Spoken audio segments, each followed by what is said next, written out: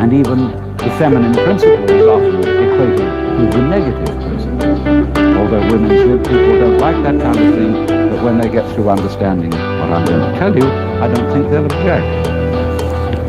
Because what has struck me is that nothing, the negative, the empty, is exceedingly powerful.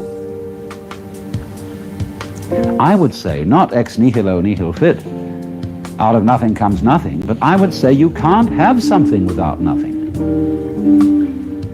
So how do we basically begin to think about the difference between something and nothing? I can say, there is a cigar in my right hand and there is no cigar in my left hand. And so we get the idea of is here and isn't or empty here. But behind that, of course, lies the far more obvious contrast of solid and space. Now, we tend to think of space as nothing. When we talk about the conquest of space, there's a little element noted of hostility in that phrase.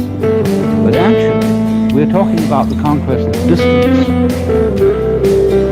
Space as such, that is to say, whatever it is that lies between the Earth and the Moon, the Earth and the Sun, is considered, especially since the Michelson-Morley experiment, which proved there was no ether, is considered to be just nothing at all. But to suggest how very powerful and important this nothing at all is, let me point out that if you didn't have space, you couldn't have anything solid. This is profound. You hear what he's saying? Without space outside the solid, you wouldn't know where the solid's edges were. For example, you can see me on the camera because you see a background here and all around me, and that background shows up my outline. But if that wasn't there,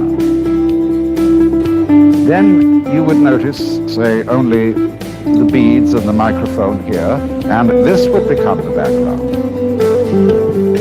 But you always have to have a background to see a figure.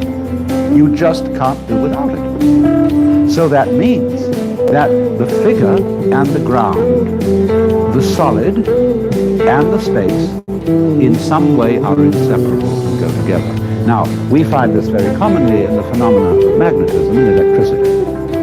A magnet has a north pole and a south pole, and a battery has a positive pole and a negative pole. There is no such thing as a magnet with one pole only. Let's supposing we equate the north with south, and north with is and south with intellectual isn't. rock. Then we see we can't do without the two of them. You can chop the magnet in two, supposing it's a bar magnet, and you'll just get another north pole and south pole on the end of each piece. And so in the same way, a current will not flow through an electric circuit until the negative pole is connected as well as the positive.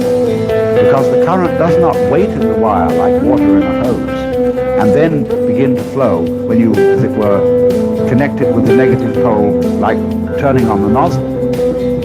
There won't be any current in the wire at all until its end point, which is the negative, is established. So what this is trying to get into our basic logic is this, that there isn't a sort of fight between something and nothing. You know the famous words of Hamlet, to be or not to be, that is the question. It isn't. To be or not to be is not the question. Because, as I think I've shown, you can't have a solid without space. And therefore you can't have an is without an isn't, a something without a nothing, a figure without a background. And we can turn that right the other way around and say you can't have space without solid. Because imagine nothing but space. Space, space, space, with nothing in it at all forever. But there you are imagining, and you're something in it. To have the whole idea of there being only space and nothing else at all is not only inconceivable, but perfectly meaningless. Because we always know what we mean by contrast.